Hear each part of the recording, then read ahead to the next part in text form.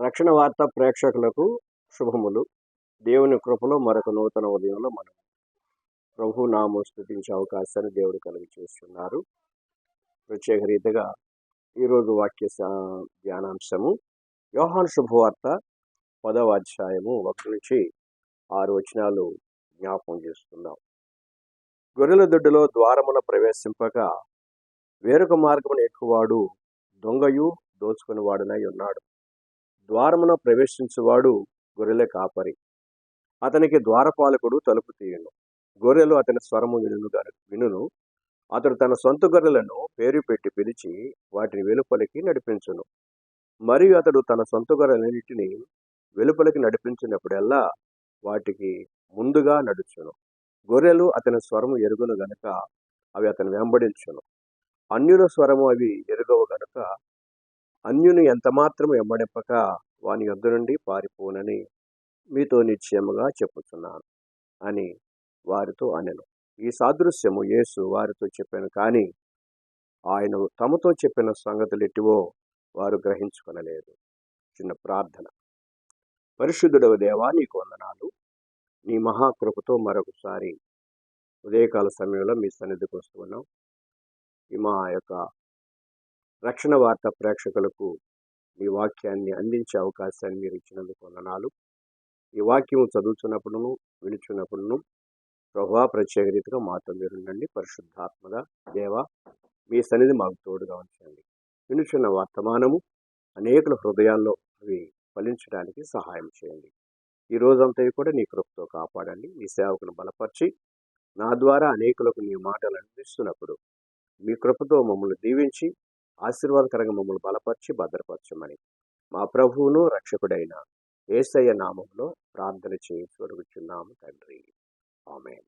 ప్రభునందు ప్రియ రక్షణ వార్త ప్రేక్షకులారా, దేవుని మహాకృపతో మరొకసారి దేవుని వాక్య భాగాన్ని ధ్యానం చేయడానికి ప్రభు మనకిచ్చిన ఈ సమయాన్ని బట్టి దేవునికి వందనాలు తెలియచేస్తున్నాను. ఈరోజు వాక్య భాగము యోహాను శుభవార్త 10వ అధ్యాయము 1 నుంచి 6 వచనాలు జ్ఞాపకం చేసుకుందాం. గొర్రెల దొడ్డిలో ద్వారమున ప్రవేశింపక వేరొక మార్గమున ఎక్కువాడు దొంగయు దోచుకుని వాడునై ఉన్నాడు. ద్వారమున ప్రవేశించువాడు గొర్రెల కాపరి. అతనికి ద్వారపాలకుడు తలుపు తీయును. గొర్రెలు అతని స్వరం వినును. అతడు తన సొంత గొర్రెలను పేరు పెట్టి పిలిచి వాటిని వెలుపలికి నడిపించును. మరియు అతడు తన సొంత గొర్రెలన్నిటిని వెలుపలికి నడిపించినప్పుడల్లా వాటికి ముందుగా నడుచును. గొర్రెలు అతని స్వరం ఎరుగును గనక అవి అతన్ని వెంబడించును. అన్యుల స్వరము అవి ఎరుగవు గనుక అన్యుని ఎంత మాత్రం వెంబడింపక వాని యొద్ద నుండి పారిపోనని మీతో నిశ్చయముగా చెప్పుచున్నానని వారితో అనెను. ఈ సాదృశ్యము యేసు వారితో చెప్పాను, కానీ ఆయన తమతో చెప్పిన సంగతులు ఎట్టివో వారు గ్రహించుకొనలేదు. ప్రియ దేవుని బిడ్డలారా, చదివిన వాక్య భాగంలో మనం గమనించినట్లయితే గొర్రెలు ఆయన్ను వెంబడిస్తూ ఉన్నాయి. అవి ఆయనతో కూడా కలిసి నడుస్తూ ఉన్నాయి. ఆయన స్వరాన్ని వింటూ ఉన్నాయి. అంతేకాదు, అవి అన్యుల స్వరాన్ని ఎరగవు, అన్యుల దగ్గరికి చేరవు. కాబట్టి ఎవరైతే యేసుక్రీస్తు స్వరాన్ని వింటారో ఆ ప్రభు స్వరం ద్వారా ఆయనకు విధేయత కలిగి లోబడుచు ఆయనను వెంబడిస్తూ ఉన్నారో వారు ఇక బయటికి వెళ్ళడానికి అవకాశం లేదు. ఈ విషయాన్ని ప్రభువారు బోధించారు. వెంబడించుట అంటే ఆయనను అనుసరించుట. వెంబడించడం అంటే ఆయనతో కలిసి జీవించడానికి ఇష్టపడుట. వెంబడించడం అంటే ఆయన ఆజ్ఞకు లోబడుట. వెంబడించడం అంటే ఆయన వలె లోకంలో జీవించడానికి ఇష్టపడుట. ఇవన్నీ కూడా మనము గ్రహించవలసిన వారంగా ఉన్నాం. వెంబడించుట మనం గమనించినట్లయితే మొదటగా యేసుక్రీస్తు ప్రభువారు ఈ లోకానికి వచ్చినప్పుడు 33.5 సంవత్సరాలు ఆయన ఈ లోకంలో జీవించారు. 30 సంవత్సరాలు సహజీవనముగా తల్లితో కుటుంబంతో ఆయన కష్టపడి తల్లిని పోషించాడు. అంతేకాదు, ఆయన వృత్తిరీత్యా తండ్రి వడ్రంగి కనుక ఆ వడ్రంగి పని చేస్తూ తల్లికి సహకారిగా ఉన్నాడు. మనకు చరిత్ర తెలియచేయబడుతుంది. తర్వాత ఆయన 3.5 సంవత్సరాలు తండ్రి అప్పగించిన పని అనగా దేవుని పని చేయడానికి సిద్ధపడ్డారు. మొదట ఆయన అపవాది చేత శోధించబడి అరణ్యములో 40 దినాలు ఉపవాసం ఉన్నాడు. తరువాత సాతానుడు ఆయన శోధించాడు. 3 విధానాల శోధనలు చూస్తున్నాం. ఆ శోధనలు జయించిన తర్వాత ఆయన సువార్త పరిచర్య కొరకు సిద్ధపడ్డాడు. ఆ సిద్ధబాటులో ఆయన తనతో పాటు 12 మంది శిష్యులను ఏర్పాటు చేసుకోవాలని ఆయన ఆశ కలిగి ఉన్నాడు. ఆయన పని ప్రారంభం చేయడానికి, దేవుని పని ప్రారంభం చేయడానికి ఆయన ఎన్నుకున్న మనుషులను మనం గమనించినట్లయితే వారు కేవలం పామరులు, అంటే జ్ఞానం లేని వారని, ప్రత్యేక రీతిగా చేపలు పట్టుకునే వారని మనకు తెలియచేయబడుతుంది. మత్తయి శుభవార్త 4వ అధ్యాయము మనం 18వ వచనం చూసినట్లయితే, యేసు గలిలయ సముద్ర తీరమున నడుచుచుండగా పేతురు అనబడిన సీమోను, అతని సహోదరుడైన ఆంద్రేయ అను 2 సహోదరులు సముద్రములో వల వేయుట చూచెను. వారు జాలరులు. ఆయన, నా వెంబడి రండి, నేను మిమ్మల్ని మనుషులను పట్టు జాలరుగా చేతునని వారితో చెప్పాను. వెంటనే వారు తమ వలలను విడిచిపెట్టి ఆయనను వెంబడించిరి. అంతేకాదు, అక్కడి నుండి వెళ్ళి జబదేయి కుమారుడైన యాకోబును, అతని సహోదరుని యోహానును, మరి 2 సహోదరులను తన తండ్రి అయిన జబదేయి కుమారుని యొద్ద జబదేయి యొద్ద ధోనిలో వారు తమ వలలను బాగు చేసుకుని చుండగా చూచి వారిని పిలిచాను. మొదటగా 2 సహోదరులు వలలు వేస్తున్నప్పుడు సముద్రంలో ఆయన పిలిచాడు. ఇక్కడ మనం గమనించినట్లయితే రెండో వారు అనగా జబదేయి కుమారులు ఇద్దరు కూడా వలలను బాగు చేసుకుంటున్నారు. ఆ బాగు చేసుకునే సమయంలో ప్రభు వారు వారిని పిలిచారు. వెంటనే వారు తమ దోలను, తమ తండ్రిని విడిచిపెట్టి ఆయనను వెంబడించిరి. చూడండి, ఈ విషయాలు మనం గమనిస్తే ప్రభు పిలవగానే వారు కలిగిన పనిని విడిచిపెట్టేశారు. యేసుక్రీస్తు ప్రభు వారు పిలిచారు, ఆ పిలుపుకు వారు లోబడ్డారు. అప్పుడు ఆయన వెంబడించారు. వెంబడించడం వలన వారు అనేకమైన దీవెనలు పొందారు. వెంబడించడం వలన వారు ఆయనతో సంతోషంగా జీవించారు.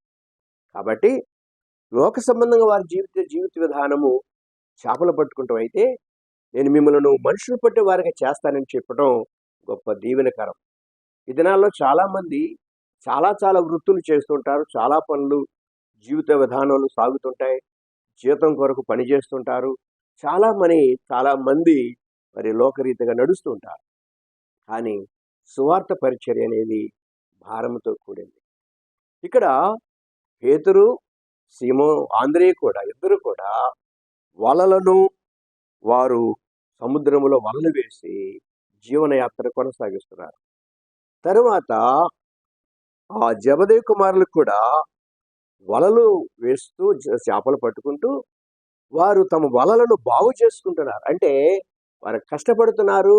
ఆ వలలు అనేక పర్యాయాలు పిగిలిపోతుంటాయి, చిరిగిపోతుంటాయి, చేపలు బయటకు వెళ్ళిపోతాయి. అందుకని మరలా వాటిని బాగు చేస్తున్నారు. లోకరీతిగా పని కలిగిన వారు అయితే అట్టి వారిని ప్రభు పిలిచాడు. వీరు నన్ను వెంబడించను అనగానే ఆ నలుగురు కూడా ప్రభు దగ్గరికి చేరారు. అలా అనేక మందిని ప్రభు పిలిచి 12 మంది శిష్యులుగా ఆయన ఏర్పాటు చేసుకుంటున్నారు. దేవుని బిడ్డలారా, ఈ వెంబడించుటలో వారు పొందిన అనుభవం మనం చూస్తే చాలా గొప్పది.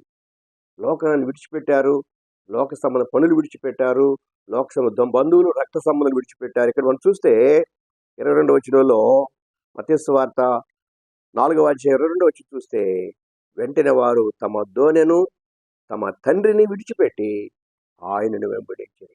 అంటే జీవనయాత్రలో కొనసాగుతూ తండ్రితో కూడా కలిసి జీవించిన వారు ఇప్పుడు ప్రభు మాటకు విధేయులై దేవుని వెంబడించారు. వలలు విడిచిపెట్టారు, దోని విడిచిపెట్టారు, తండ్రిని కూడా విడిచిపెట్టారు. అందుకని ప్రభు వారు బోధిస్తూ, నా వెంబడి వచ్చేవారు తమ్ము తాను ఉపేక్షించుకొని తమ సిలువను ఎత్తుకొని నన్ను వెంబడించాలి. నా నిమిత్తము అన్నదమ్ములను, రక్త సంబంధులను, మరి ఆ కలిగిన ఆస్తిని కూడా విడిచిపెట్టి నేను వెంబడించాలని ప్రభు బోధిస్తుంటున్నారు. అందుచేత ప్రభు బిడ్డలారా, ఆయన వెంబడించేవారు ఆశీర్వాదం పొందుతారు. ఈ పేతురు, ఈ ఆంద్రేయ వీళ్ళు యేసయ్యను వెంబడిస్తూ 3.5 సంవత్సరాలతో ఆయనతో కలిసి జీవించిన తర్వాత ఆయన ఈ లోకాన్ని విడిచి వెళ్ళే సమయాల్లో వారికి ఒక ఆలోచన వచ్చింది. ఏమంటున్నారంటే, ప్రభువా, మేము మీ కొరకు సమస్తాన్ని విడిచిపెట్టాం. చూసినట్లయితే మత్తయి సువార్త 19:27 వచనంలో రాస్తున్నాడు, ప్రభువా, మేము సమస్తం విడిచిపెట్టి నిన్ను వెంబడించితిమి, మాకు కలిగి లాభం ఏంటి? మేము వెంబడిస్తే మాకు వచ్చే లాభం ఏంటని అడగటం మనం చూస్తున్నాం. వారు మొదట్లో లాభంగా పనిచేశారు. ఎప్పుడు? సముద్రంలో చేపలు పట్టేటప్పుడు లాభం చేకూర్చబడింది. వలల ద్వారా చేపలు పట్టి జీవనయాత్ర కొనసాగించింది. అయితే ఇప్పుడు ఆ పని లేదు శారీరకంగా. ఇప్పుడు మాకేంటి లాభం అనే ఒక ప్రశ్న పేతురు అడగటం జరుగుతుంది. అప్పుడు ప్రభు అంటున్నారు, మీరు లోకాన్ని విడిచిపెట్టి నా తండ్రి దగ్గరికి వచ్చిన తర్వాత 12 గోత్రముల వారికి మీరు సింహాసనం మీద కూర్చోండి, తీర్పు తీర్చబోతారని చెప్పి ప్రభువారు బోధించుస్తున్నాం. ఈ వచ్చిన భాగాన్ని చూడండి. మత్తయి సువార్త 19వ అధ్యాయం, దయచేసి వచ్చిన భాగాన్ని చదువుకుందాం. 27వ వచనం, ఇదిగో పేతురు, ఇదిగో మేము సమస్త విడిచిపెట్టి నిన్ను వెంబడించితిమి గనుక మాకేమి దొరుకునని ఆయనతో అడుగగా, యేసు వారితో ఇట్లనెను, పునర్జన్మందు మనిషి కుమారుడు తన మహిమగల సింహాసనం మీద ఆసీనుడై ఉన్నప్పుడు నన్ను వెంబడించిన మీరును 12 సింహాసనం మీద ఆసీనులై ఇశ్రాయేలు 12 గోత్రముల వారికి తీర్పు తీర్చుదురు. కాబట్టి ఎంత గొప్ప ఆధిక్యతో ప్రభువారితో కూడా వారు సింహాసనం మీద కూర్చుస్తున్నారు. ప్రభువారితో కూడా తీర్పు తీర్చే శక్తిని దేవుడు కలుగు చేస్తున్నాడు అని ప్రభువారు ముందుగానే వారికి బోధించారు. వారి హృదయంలో ఉండే ఆలోచన, మేము ఇంతవరకు చేసిన పనికి మాకేంటి లాభమని పేతురు అడిగినప్పుడు ప్రభు సెలవిచ్చిన మాట. కాబట్టి దేవుని బిడ్డలారా, మనము యేసుక్రీస్తు ప్రభువారిని వెంబడిస్తే మనకు నిత్యరాజ్యం ఉంది, పరలోకం ఉంది. ఆయనతో కూడా పరలోకములో కూర్చుంటాం. ఆయన నామమును మహింపరిచేవారుగా మనం ఉంటాం, ఆయన స్తుతించేవారుగా మనం ఉంటాం. అందుకని యోహాను సువార్త 14:1 అంటున్నాడు, మీ హృదయంలో కలవరపడనీయకుడి, దేవుని యందు విశ్వాసం ఉంచున్నారు, నా యందు విశ్వాసం ఉంచండి. ఇదిగో మీకు స్థలం సిద్ధపరిచి వెళ్తున్నాను. నేను వెళ్ళి మీకు స్థలం సిద్ధపరచడలా నేనుండు స్థలం మీరును ఉండులాగన మరలా వచ్చి నేను మిమ్మల్ని తీసుకువెళతాను. ఎక్కడ ఉంటాను? మనం ప్రభువుతో కూడా ఉండబోతున్నాం. ఆయన ఏ స్థలంలో ఉన్నాడంటే ఇక్కడ మనం చూస్తున్నాం. ఆయన సింహాసనం మీద కూర్చున్నప్పుడు ఈ 12 సింహాసనాలు వేయబడుతున్నాయి. ఈ 12 గోత్రములు అనగా వారికి తీర్పు తీర్చడానికి ఈ 12 శిష్యులకు దేవుడు గొప్ప ఆధిక్యతను కలుగు చేసినట్లుగా వాక్య భాగం మనకు తెలియచేయబడుతుంది. అందుచేతనే ఆయన వెంబడించేవారు నిత్యరాజ్యంలో చేరతారు. ప్రభువారు ఒకరోజు ఒక వ్యక్తి పరిగెత్తుకుంటూ వచ్చి, ప్రభువా, నేను మిమ్మల్ని వెంబడిస్తాను అని అడుగుతుంటే ఆయన అన్నాడు కదా, అతని హృదయం ఎరిగిన దేవుడు కనుక అతడు చాలా ఆతృతగా పరిగెత్తుకుంటూ వచ్చి మోకరించి, దేవా నిన్ను వెంబడిస్తానని చెప్తున్నప్పుడు ఆయన అంటున్నాడు, నీవు నన్ను వెంబడిస్తానే ఆలోచన నీకుంది కాబట్టి నీ కలిగిన ఆస్తిని విడిచిపెట్టు, నన్ను వెంబడించన్నాడు. చూడండి, ప్రభువుకి అతడు ముందు చెప్పిన మాట ఏంటంటే, అయ్యా, నాకు 10 ఆజ్ఞలు బాగా తెలుసు, నేను అన్నీ కూడా తెలుసుకున్నాను, నేను చాలా జాగ్రత్తగా జీవిస్తున్నాను, కాబట్టి నేను చాలా మంచిగా జీవిస్తున్నానని చెప్పి ప్రభుతో అన్నప్పుడు, అన్నీ బాగున్నాయి కానీ నీకు ఒకటి కొదువుగా ఉంది అన్నాడు. ఏంటి ఆ కొదువు అంటే, అతడు మిగుల ఆస్తిపరుడు గనక అతడు ఆస్తిని బట్టి అతడు ప్రభువుని వెంబడించలేకపోయాడు. కోరికైతే ఉంది, వెంబడించాలనుకున్నాడు, పరిగెత్తుకుంటూ వచ్చాడు. కానీ ప్రభుతో మాట్లాడిన తర్వాత ఆయన హృదయం ఎరిగిన దేవుడు కనుక, అయ్యా, నీవు నన్ను వెంబడించాలంటే నీ కలిగినది ఆస్తిని విడిచిపెట్టేశాయి, నీ ఆస్తిని విడిచిపెట్టి నన్ను వెంబడించు. అందుకని అక్కడ వాక్యం రాయబడుతుంది, అతడు వ్యసన పడుచు వెళ్ళిపోయాడు. చూడండి, ఆశను నెరవేర్చుకోలేకపోయాడు. ఈ లోక సంబంధంగా ధనమును గురించి ఆలోచించేశాడు, ధన సంపదను గురించి ఆలోచించేశాడు. కానీ ప్రభుత్వం నిత్యరాజ్యం చేరాలి కాబట్టి నాకు ఇదే అవసరం లేదని ఆలోచిస్తాడు, హృదయంలోకి రాలేదు. ఈ దినాల్లో కూడా అనేక మంది కూడా దేవుని వైపు తిరుగుతూ ఉంటారు, కానీ ధనాన్ని విడిచిపెట్టలేరు. ప్రభు సెలవిచ్చారు, నీ ధనం ఎక్కడ ఉండనో నీ హృదయం కూడా అక్కడే ఉంటుంది. కాబట్టి ధనము లోక రాజ్యంలో లోక సంబంధంగా చేసేది కానీ పరలోక రాజ్యానికి చేరదు. ధనవంతుడు పరలోకంలో చేరాలంటే ఒంటె సూది బెజ్జలు చేరితే ఎలా ఉంటుందో అంత కష్టతరమని చెప్పడం అనేది ప్రభువారు బోధించారు. దేవుని బిడ్డలారా, మరి లోకంలో జీవిస్తున్న మనము దేవుని వెంబడిస్తున్నామా, లోకంలో ఉన్న ధనాన్ని కలిగి ఉంటున్నామనేది ఆలోచన చేసుకుంటే చాలా మంచిది. మరొక చాటు ప్రభువారు మత్తయి సువార్త 9వ అధ్యాయం 9వ వచనంలో సుంకపు గుత్తదారుడు మెట్టు వద్ద ఉన్నాడు. అప్పుడు ప్రభువారు అతను చూసి నన్ను వెంబడించు అన్నాడు. సుంకపు గుత్తదారుడు అంటే పన్నును వసూలు చేసేవాడు. రోమా ప్రభుత్వానికి అతడు రాయబారి. ప్రజల పక్షంగా అతడు అధికారులు ఏమైతే సెలవిచ్చారో దాని ప్రకారంగా పన్నులు వసూలు చేసేవాడు. అలాంటి వాడు ప్రభువారు పిలవగానే అతని పేరు మత్తయి అని వ్రాయబడుతుంది. ఆ మత్తయి ప్రభు మాట వినబడగానే అతడు లోక సంబంధమైన ధనాన్ని లేకపోతే పనిని విడిచిపెట్టేసి ఆయన వెంబడించారని చెప్పి వాక్య భాగాలు మనం చూస్తున్నాం. కాబట్టి దేవుని బిడ్డలారా, ఆయన వెంబడించిన ఆ మత్తయి దీవించబడ్డాడు. అంతేకాదు అతడు నిత్యరాజ్యమునకు వారసుడు. ఎందుకంటే లోకాన్ని విడిచిపెట్టేశాడు. ప్రభువారు బోధించారు. యోహాను సువార్త 8వ అధ్యాయం 12వ వచనంలో నన్ను వెంబడించు వారు చీకటిలో నడవక జీవపు వెలుగు కలిగి ఉంటారు. కనుక లోకంలో ఉన్నవారు చీకటిలో ఉన్నారని సమాధానం అంటారు. లోకంలో ఉంటే జీవం లేదు వారి జీవితాల్లో. లోకంలో ఉంటే లోక సంబంధంగా జీవించేవారు నరకానికి చేరుతారు, నిత్య రాజ్యాన్ని చేరలేరు. ఎందుకని? వారు లోకంలో జీవిస్తున్నారు కాబట్టి. అందుకని లోకంలో ఉన్నంతయు శరీరాశ, నేత్రాశ, జీవకుటుంబం ఇవి తండ్రి వల్ల కలిగినవి కావు. అందుచేత నన్ను వెంబడించువాడు చీకటిలో నడవక జీవపు వెలుగులో నడుస్తాడు. అంటే యేసుని వెంబడించేవారు నిత్యరాజ్యాన్ని చేరతారు, జీవపు వెలుగు కలిగి ఉంటారని ప్రభువారి యొక్క ఉద్దేశం. మరి ఈ లోకంలో ఉన్నంత కాలం మన జీవితాలు కూడా ఒకప్పుడు పూర్వం మీరు చీకటి ఉన్నారు. ఎఫెసీ పత్రిక 5:8 అంటున్నాడు, మీరు ఒకప్పుడు చీకటిలో ఉన్నారు కానీ ఇప్పుడు దేవుని వెలుగులోనికి వస్తున్నారు, దేవుని వెలుగును కలిగిన వారుగా ఉన్నారు, దేవుని ఆశీర్వాదాలు పొందిన వారుగా ఉంటున్నారని ప్రభువారు బోధించారు. ప్రభులారా, బైబిల్లో చాలా మంది ఆయన వెంబడించిన వారు గొప్పవారుగా దేవుడు వారిని ఆశీర్వించారు. అబ్రహాము ప్రభు పిలిచినప్పుడు అబ్రహాంతో ప్రభు అన్నాడు, నువ్వు నన్ను వెంబడించమని, నీ స్వజలను, నీ తండ్రి ఇంటి వారిని, నీ ఊరును విడిచిపెట్టి నన్ను వెంబడించు అన్నాడు. అతను తెలియకయే, ఎక్కడికి వెళ్ళాలో మార్గం తెలియకుండానే ప్రభు స్వరాన్ని విని ఆయన వెంబడించాడు. అతడు గొప్ప ఆశీర్వాదం పొందిన వాడుగా దైవగ్రంథం మనకు తెలియచేయబడుతుంది. గొప్ప ఆశీర్వాదకరంగా జీవించాడని ఎలియాజరు యొక్క సాక్ష్యాన్ని మనం వింటున్నాం. ఆదికాండం 24వ అధ్యాయం 30వ వచనంలో చూసినట్లయితే అక్కడ అంటున్నాడు, నా యజమాని దేవుడు గొప్పగా దీవించాడు. చూడండి, ఆయన వెంబడిస్తే ఆశీర్వాదం. ఆయన వెంబడించిన మోషే గొప్ప నాయకుడు, ఒక అధికారి.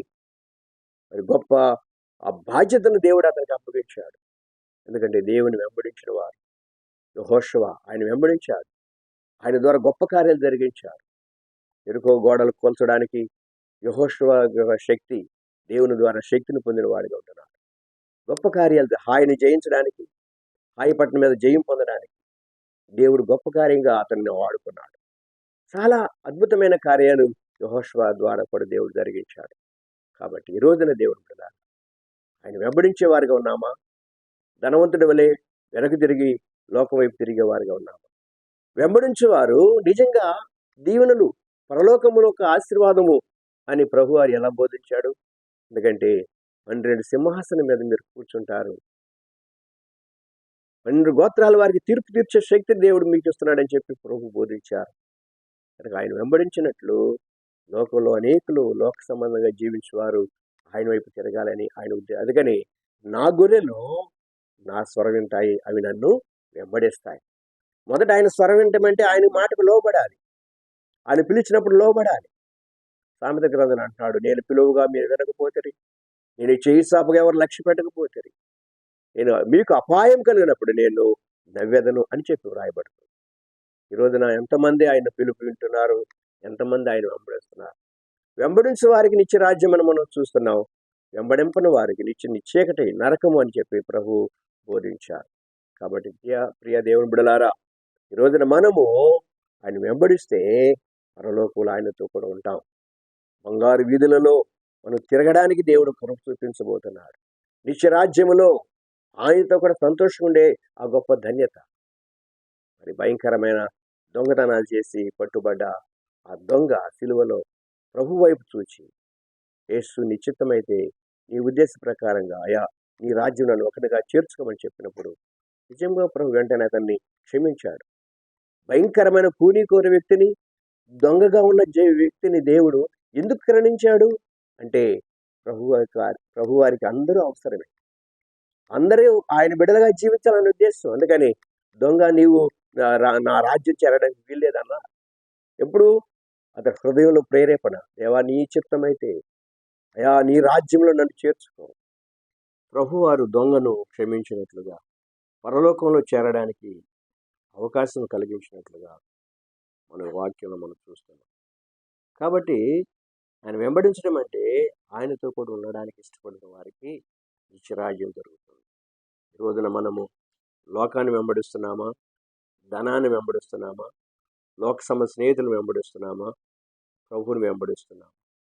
ప్రభు వెంబడిస్తే, ప్రభుతో కూడా ఉండాలనుకుంటే ఈ లోకం వారికి వ్యతిరేకం. ఈ లోకంలో వారి జీవితం చాలా కష్టతరంగా ఉంటుంది. కాబట్టి ప్రభువుని వెంబడించే వారు లోకాన్ని విడిచిపెట్టాలి. అందుకే నా నిమిత్తము మీ అన్నదమ్ములను, రక్త సంబంధుల తల్లిదండ్రులను కూడా విడిచిపెట్టి మీరు ఉపేక్షించుకొని సిలువనెత్తుకొని వెంబడిస్తే పరలోక రాజ్యం చేరతారు, వారు నా శిష్యులుగా ఉంటారని వారు బోధించారు. కాబట్టి మనమందరము ప్రభువుని వెంబడించి ఆయన రాజ్యంలో వారసులుగా ఉండడానికి ఈ రోజున ఈ వచన భాగం ద్వారా, ఈ వాక్యం ద్వారా మనము జ్ఞాపకం చేసుకుంటున్నాం. ఆయన వెంబడించే వారిగా ఉంటూ ఆయనతో కూడా ఉండడానికి, పరలోక రాజ్యం చేరడానికి ఇది గొప్ప అవకాశమని ప్రభు నామం తెలియజేస్తూ ఈ వచన భాగాలు, ఈ వాక్య ధ్యానాన్ని ముగిస్తున్నాను. దేవుడు మనల్ని దీవించి కాపాడునుగాక. ఆమె దయచేసి స్థలంలో ఉంచండి, ప్రార్థనలు ఏకీవించండి. దేవుని కృప ద్వారా ఈ రక్షణ వార్త టీవీ ప్రేక్షకులందరికీ మరొకసారి శుభాలు తెలియజేస్తూ ప్రార్థనలు ఏకీవించవలసిందిగా కోరుతున్నాను. ప్రార్థన. మహిమోన్నతుడా, పరిశుద్ధుడా, పరలోకపు తండ్రి, నీకు వందనాలు. మా జీవితంలో ప్రభు మరొకసారి నీ వాక్యాన్ని ధ్యానం చేయడానికి యోహాను సువార్త 10వ అధ్యాయం 1-6 వచనాలలో వ్రాయబడిన మాటలు మేము ధ్యానిస్తున్నాం. అయా అన్యుల స్వరం వెరగకుండా, అన్యుల దగ్గరికి చేరకుండా నేను వెంబడించే గొర్రెలుగా ఈ లోకంలో ఉండాలని మీరు కోరుకుంటున్నారు. నా గొర్రెలు నా స్వరం వింటాయి, అవి నన్ను వెంబడిస్తాయి అని చెప్పి మీరు హెచ్చరిక చేస్తున్నారు. కాబట్టి భూలోకలు చూస్తున్న మేము మిమ్మల్ని వెంబడించే వారముగా, మీ రాజ్యానికి హక్కుదారులముగా, పరలోకంలో మీతో కూడా నివసించే వారముగా, ప్రభువా మీతో మేమందరం ఆనందంగా జీవించే వారము సిద్ధపరుస్తారని ప్రార్థన చేస్తున్నాం. ఇంకా లోకంలో ఎంతోమంది నేను వెంబడింపక లోకం వైపు తిరిగే వారు ఎంతోమంది ఉన్నారు. కాబట్టి ఎటువారి కొరకు మరొకసారి మీరు పిలుస్తున్నారు, నన్ను వెంబడించండి, మిమ్మల్ని మనుషులు పట్టు వారిగా చేస్తానన్నావు. మరి ఈ సమయంలో నీ వాక్యం ఉంటే బిడ్డలందరూ కూడా మరి యవనస్తులైతే నీ స్వార్థ కొరకు వారు వెంబడించేవారుగా, నిన్ను హత్తుకొని జీవించేవారు కూడా సిద్ధపరచండి. ఇంకా ప్రభువా వృద్ధాప్యదశలో ఉంటే లోకాన్ని విడిచిపెట్టి నిన్ను వెంబడించేవారుగా వారిని సిద్ధపరచుదేవా నీకు వందనాలు. ప్రభువా ప్రత్యేక రీతిగా నీ నామమును బట్టి ప్రార్థన ఏకీభవించబడను దీవించండి. నిన్న వాక్యాన్ని హృదయంలో ఫలించడానికి సహాయం చేసి ఈ రక్షణ వార్త టీవీ ద్వారా, వాక్యం ద్వారా అనేకుల హృదయాలు నీ వైపు తిరగడానికి కృప చూపించమని మా ప్రభువును మా రక్షకుడైన యేసయ్య పరిశుద్ధ నామములో ప్రార్థించి వేడుకొనుచున్నాను పరమ తండ్రి. ఆమేన్. మన తండ్రి అయిన దేవుని ప్రేమ, రక్షకుడైన యేసయ్య కృప, పరిశుద్ధాత్మ దేవుని యొక్క కాపుదల మనందరితోనూ రక్షణ వార్త టీవీ ప్రేక్షకులకు సదాకాలం ప్రభు తోడుగా ఉండి కాపాడునుగా.